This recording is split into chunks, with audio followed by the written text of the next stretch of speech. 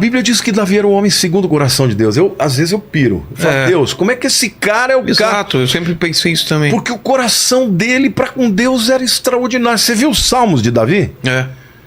Ele adorava a Deus, ele falava, Deus é tudo, o Senhor é extraordinário, entendeu?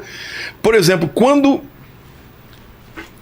Davi tinha pecado com Betseba, porque Saul, todas as vezes que Deus mandava o profeta para adverti-lo, ele justificou.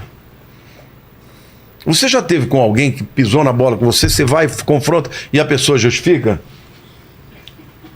Como é que ele chama? Tuti, não faça isso. sempre tem uma desculpa. Porque isso, porque aquilo, porque aquilo outro. Tô mentindo ou não? Vai justificar agora, vai se justificar. Não vou, eu só vou aceitar. Mudou daqui pra frente?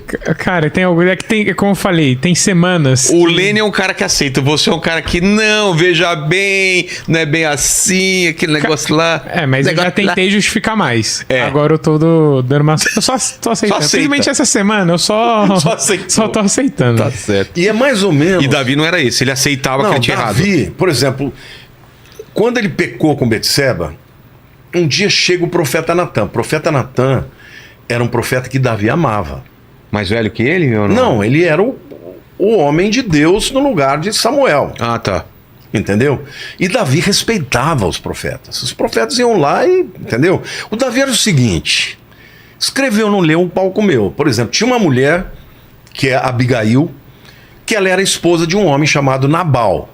A Bíblia chama ele de filho de Belial. Filho de Belial é o pior xingamento que você podia demônio, dar. né? É um demônio. Certa vez Davi estava cansado, estava chegando com os soldados dele, e ele estava morrendo de fome, de cansaço. Ele manda umas pessoas na frente para dizer: olha, Davi está chegando, pede para Nabal preparar tal, comida, bebida para os homens, para os animais. Tava falou: o que eu tenho com esse Davi? Não vou dar comida nenhuma e não vou dar nada para ele. Quando Davi soube, ele falou: vou matar esse cara. Vou matar ele, vou matar a mulher dele, vou matar todo mundo.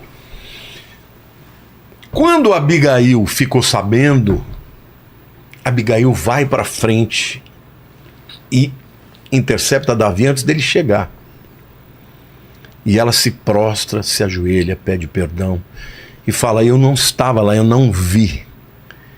Mas ela levou ovelhas, levou comida, levou água, se prostrou. Davi se encantou com ela, falou: olha, porque você é sábia. Olha que homem também tremendo. Ele falou: você não só impediu a morte do seu marido, você impediu que eu fizesse uma injustiça. Quando em seguida Nabal morre, Davi fica sabendo, ele manda buscar Abigail. E ele fez ela sua esposa. Então Abigail é uma das esposas de Davi que era marcada por ser uma mulher sensata, sabe? Mas ele ia matar todo mundo. Então, assim, com os inimigos, não entendeu? Tinha... Não tinha. É aquela história do homem de duas palavras. Ele era um guerreiro sanguinário, entendeu? Ele pensa bem, um homem de 3.000 anos atrás, ele era um troglodita. Ele não era um gentleman, não é um cara que você pinta... Era outro tempo, né? Outro tempo, entendeu? Mas quando era com Deus... Quando Natan chega para ele e falou: Natan, eu tô com um problema.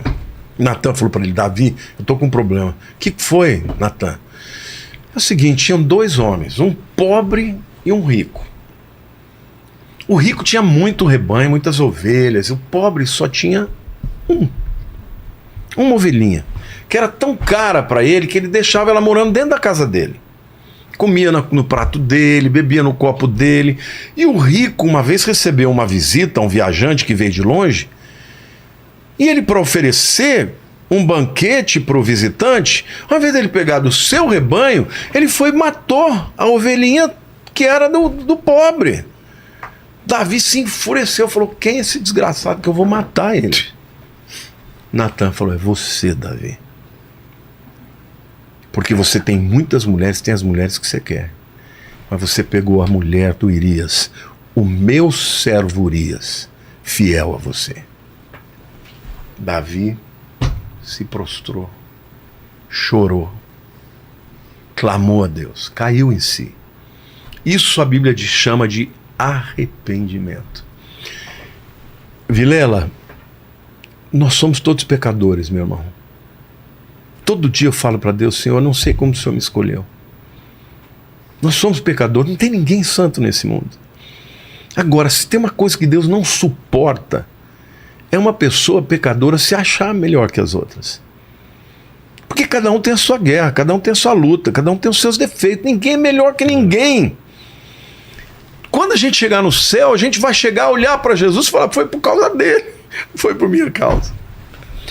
Então, Davi era um homem quebrantado, ele se quebrantou perante o Senhor. E Natan falou assim, olha, Deus vai te perdoar, mas o filho que nascer vai morrer. Putz. Quando nasceu, o menino ficou doente, ele ficou jejuando, entrou no quarto, ficou deprimido, não deixava ninguém entrar, e ele ali, deprimido, não comia, não fazia nada, até que um dia ele ouviu soldados falando, cochichando, ele falou, ele morreu? Ele estava com medo de contar para o menino que ele morreu, que o menino morreu. Eles falaram, morreu, Davi.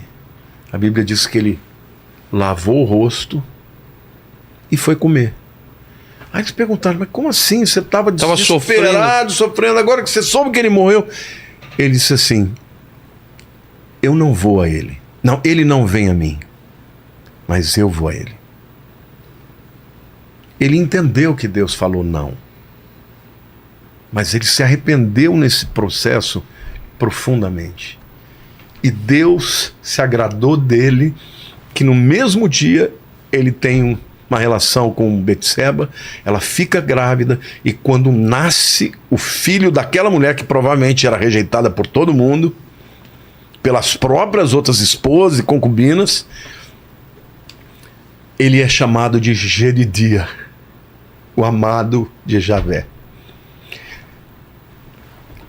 Assim, eu fico muito emocionado porque o amor de Jesus é lindo, né? Ele faz isso, ele pega um pecador, o pior que tem, o pior bandido do mundo, e ele transforma a vida das pessoas. Então, por isso que a Bíblia diz que os que se humilham serão exaltados, mas os que se exaltam serão humilhados. E Davi era esse homem, ele não queria saber do que os outros iam pensar. Ele queria saber do que Deus ia pensar. E ele era um homem que tinha comunhão, ele ia buscar 7 vezes por dia na frente do tabernáculo. O tabernáculo, os rabinos dizem que ele tinha um linho branco, não o tabernáculo de Moisés, tá? Que tinha uma estrutura de várias peles pesadas. Não, aquele era de linho branco. E lá dentro estava a arca. Quando batia o sol, a sombra que fazia no final do dia, fazia com que a sombra dos querubins viesse para fora da tenda. Davi se prostrava onde estava a sombra, para dizer para Deus, eu quero estar onde está a tua presença. Então Deus amou esse homem e teve um compromisso com ele, disse, olha, nunca vai faltar um descendente para o trono. E ele foi o antecessor de Jesus. Jesus era chamado de filho de Davi. Ah, é? É. Jesus é descendente de Davi. Tanto de Maria, que foi a única realmente humana, né? Quanto de José. José, vamos dizer assim, pela autoridade dos homens e tal, mas Jesus era descendente de Salomão e de Davi. Um dos lados de Salomão, o outro lado de um outro filho de Davi, mas foi descendente de Davi pelos dois lados. Por isso que Jerusalém é a cidade tão amada, porque aquele lugar é um lugar especial desde os primórdios. Os rabinos dizem que lá foi o mundo fundado. Depois foi lá que Isaac foi oferecido por Abraão. Foi lá naquele lugar que Melquisedeque encontrou com Abraão. Foi lá que Jesus, o Cordeiro de Deus que tira o pecado do mundo, foi oferecido. Naquela região, né? Foi no Gólgota, mas naquela cadeia de montanhas.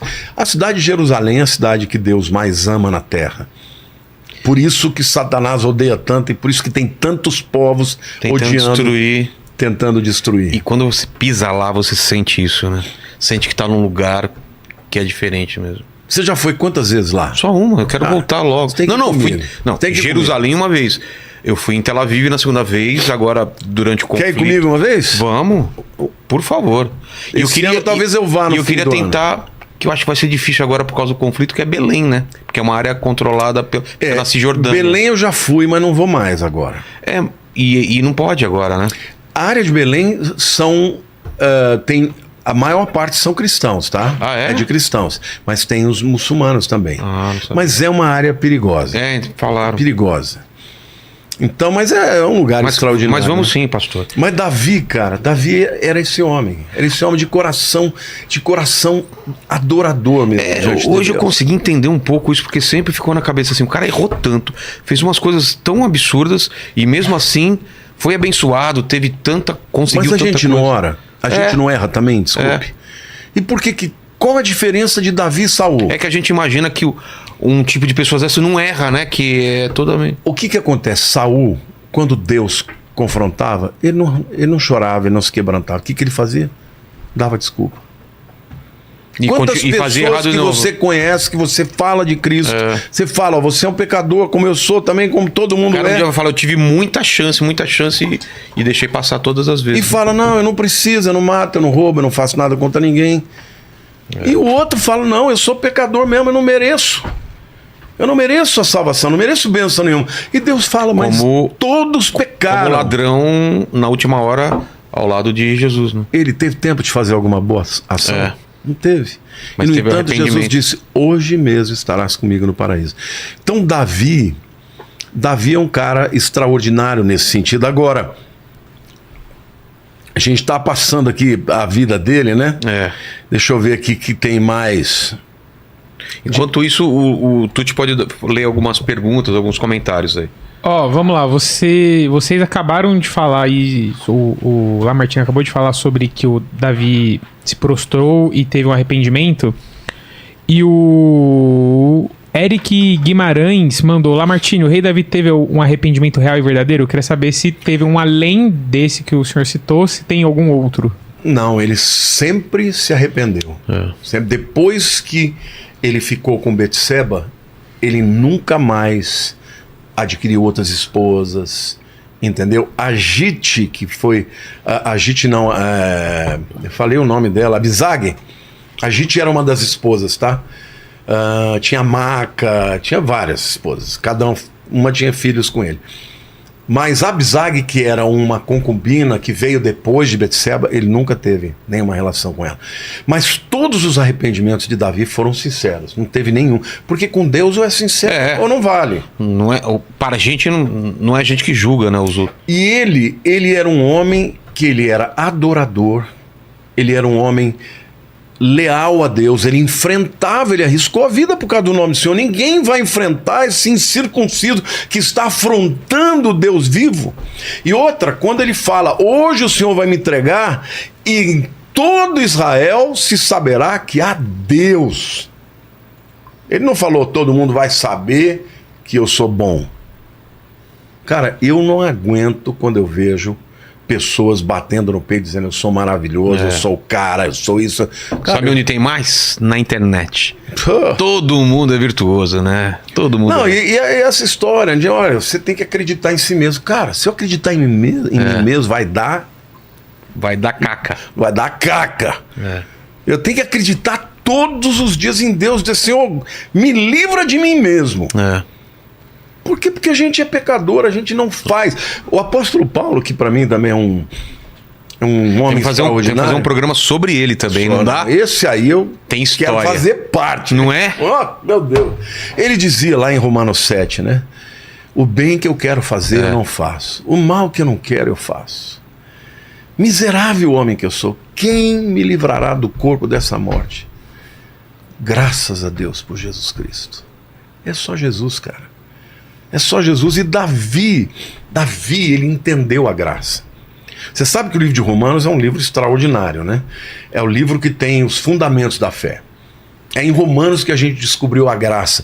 O próprio Martinho Lutero, ele descobriu a graça. O Lutero era um sacerdote, um cara cheio de culpas. E um dia ele, lendo Romanos, ele descobriu que o justo viverá pela fé.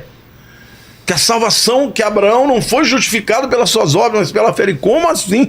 Cara, que isso mudou a vida dele a ponto dele fazer um rebuliço no mundo. A reforma foi em cima disso. Descobriu a graça. Sabe o que Davi... Davi era um cara conhecia tanto a Deus, que certa vez ele estava com fome, ele entrou no lugar onde estava o tabernáculo e foi até onde estavam os pães da proposição. Que ele não podia entrar, ninguém podia entrar. Só o sacerdote e o sumo sacerdote. No lugar santo, onde estava o pão da proposição, o sacerdote e o sumo sacerdote. Ele entrou lá, pegou o pão e comeu. Entendeu?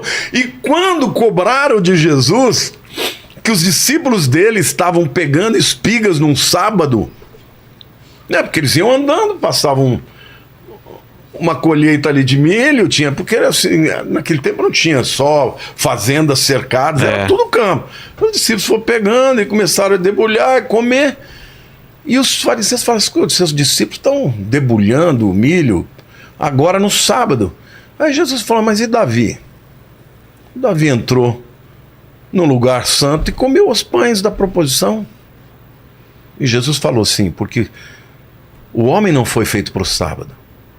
O sábado foi feito para o homem. Então Davi, ele conhecia a graça de Deus. Ele sabia que ele podia ir para Deus e abrir o coração, rasgar o coração e dizer verdades para Deus, que Deus o conhecia. E Deus o perdoava. Por isso que ele fala: o Senhor é meu pastor e nada me faltará. Deitar-me faz em verdes pastos, guia-me até as águas tranquilas, refrigera minha alma. Ele era um homem extraordinário. Ainda que eu ande no vale da sombra da morte, não temerei mal algum, porque tu estás comigo, a tua vara e o teu cajado me consolam. Preparas-me uma mesa na presença dos meus inimigos, o teu cálice transborda. Unge a minha cabeça com óleo e o teu cálice transborda. Certamente a bondade e a misericórdia me seguirão todos os dias da minha vida, e habitarei na casa do Senhor por longos dias ou eternamente. Esse é o homem que conhecia Deus. E Deus falou assim: Davi, eu te conheço, eu sei que você está cheio de defeitos, mas eu sei que você quer acertar, eu sei que você me ama.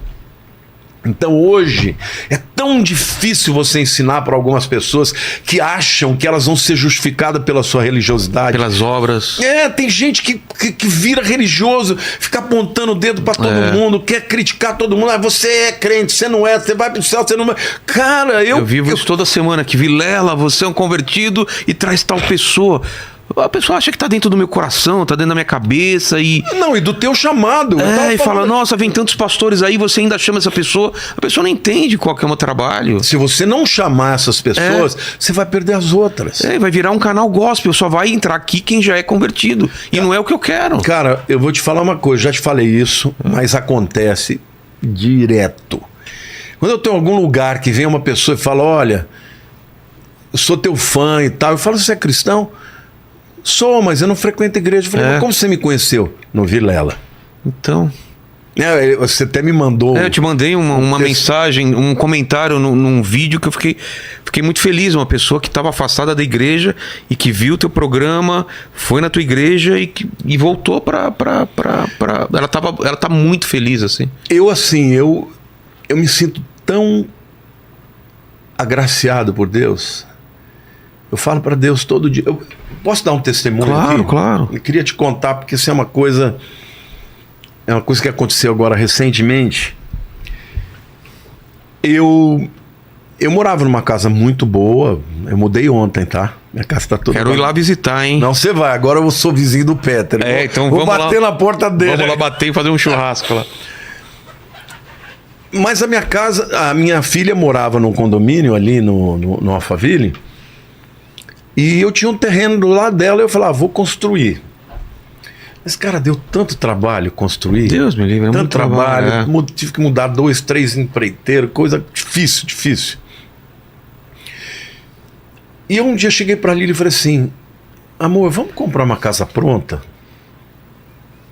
A gente dá a nossa casa, dá o terreno e tenta fazer uma permuta. É muito difícil, né? E fazer essa troca, né? Fazer a permuta. Você dá essas coisas e a pessoa me dá a casa pronta. Ah, entendi. Minha casa era uma casa de 25 anos, boa, mas antiga já, né?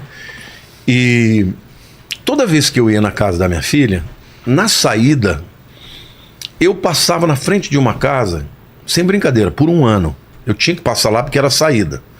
Eu olhava e falava, nossa, que casa linda. Embora, nunca passou na minha cabeça. Nunca passou na minha cabeça. Porque eu ia construir para ficar do lado da minha filha. Aí um dia, uma sexta-feira, eu falei, amor, eu não vou aguentar construir uma outra casa. É dinheiro. Eu queria... A Lília, não, vamos começar a construir, depois a gente vende a nossa casa. Eu falei, olha, eu não queria entrar em construção, dá muito trabalho. Eu falei, posso ver? Cara, eu procurei no YouTube. Você já viu alguém procurar casa no YouTube? Como assim procurar casa no YouTube? Pus lá, casas e botei o nome do condomínio. Tá. Ah, tá. Se visse alguém tinha... Apareceram lá algumas, eu vi uma casa, olhei. Com filmagem, tudo assim? Filmagem e tal. Eu vi o nome da... Proprietário ou da... Não, da... Como é que chama que vende? Da imobiliária. Imobiliária. Eu liguei pro cara, isso numa sexta de manhã. Falei, oi, eu vi uma casa assim, você poderia me mostrar? Ele falou, posso ir hoje com você, pode ser?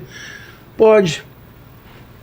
Quando eu cheguei lá, era a casa que eu Era a morava. mesma? Era a mesma casa. Eu perguntei pro cara, ele aceita permuta? Ele falou, não.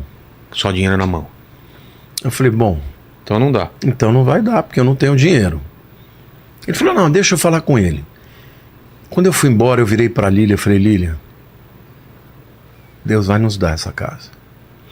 Porque quando eu vi a casa, olha como a gente é.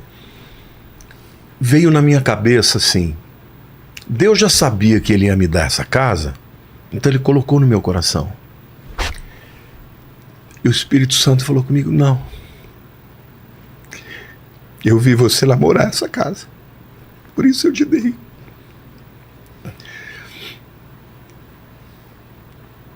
Eu tenho um sentimentão de não merecer a graça, a misericórdia de Deus. Eu me sinto sempre, sabe, como se Deus fizesse mais do que eu mereço. Então o primeiro sentimento foi, Deus sabia que me dá aquela casa, e depois Ele colocou no meu coração. O Espírito Santo na hora me corrigiu, falou, não, eu te dei porque você namorou. E ainda Ele colocou um texto na minha mente, deleita-te do Senhor e Ele satisfará o desejo do seu coração. Eu comecei a chorar, eu falei, meu amor, essa casa é nossa. Agora, cara, para quem não aceitava permuta, eu ofereci 80% em permuta. Só dei 20%. Quando eu fiz a proposta, o cara falou, pastor, menos. Aí, tá demais. Eu falei, difícil. meu amigo, não, você já tem, fala com ele. Isso não, eu fui sexta porque o de corretor manhã. às vezes, não vou nem levar essa proposta pro cara que não vai aceitar. Fui sexta de manhã, 2 horas eu falei com ele. Ele me ligou umas 4 horas e falou assim, o proprietário pode conhecer a tua casa? Eu falei, pode. Vou levar agora. Chegou lá, o cara chegou, gostou da casa, abriu o coração e falou assim, eu tô precisando de dinheiro. Eu botei tudo que eu tinha nessa casa. E se meus filhos toparem, eu vou aceitar. Os filhos vieram no sábado de manhã, fechamos o negócio. Poxa. Aí só foi a parte burocrática, de Sim. ver certidões e tal. Mudei ontem. Não é pela casa. O que mais me emocionou é que Deus se agradou de mim. Deleita-te do Senhor e Ele satisfará os desejos do teu coração. Eu creio que era isso que Deus amava em Davi. E a Bíblia diz que quando Jesus for governar na terra, alguns teólogos acreditam que Davi vai ser o prefeito de Jerusalém, com o corpo glorificado. A Nova Jerusalém. Não, no milênio. Primeiro Então, no Jerusalém no milênio. Não é a nova. A nova que é a Nova Jerusalém é Jerusalém? outra que desce do céu. É Ah, é outra? Não é essa do milênio? Não, essa do milênio é essa mesma. A da tribulação, depois da tribulação? É lógico, nós vamos morar lá. Entendi. Quer dizer, é aquela Jerusalém que Jesus vai governar. Agora, Entendi. quando houver o final das coisas, que for, Entendi. né? Aí Novos a céus nova- e nova terra, aí a Nova Jerusalém, que já está descendo, será outra. Entendi. Mas assim, era um homem que amava Deus. Eu sempre digo, por que eu amo a Deus? Porque ele me amou primeiro. Porque ele não me encontrou como sendo um cara bonzinho, certinho. Eu era o cara que todo mundo falava vai virar bandido. Entendeu? Sabe o cara que os professores mandavam, era todo dia um de castigo. Não tinha uma escola que não queria me mandar embora, porque eu era uma pessoa difícil, eu era brigão, sabe, eu tinha uma ferida monstruosa. Rejeição de pai, já te contei isso aqui outras vezes. Mas Deus olhou para mim e falou, isso é o que eles querem. Ou que eles acham que você vai ser, mas não é o que eu acho que você vai ser. Você vai ser o que eu quero. Então eu me sinto como o Davi, eu me identifico com o Davi. Porque eu falei, eu não quero cometer os erros que ele cometeu, entendeu? Mas eu cometo outros. E para isso a gente tem que entender que Deus E se é um isso Deus de está na graça. Bíblia, tem um motivo também, né? Se está na Bíblia, esses erros estão na Bíblia, porque poderia ser ocultado tudo isso para elevar mais a figura E dele. você não acha que isso aí é uma prova de que a Bíblia é um livro de verdade? Você não contaria só a parte boa, né? E ele é o grande herói, ele é o maior herói de Israel. É o rei Davi.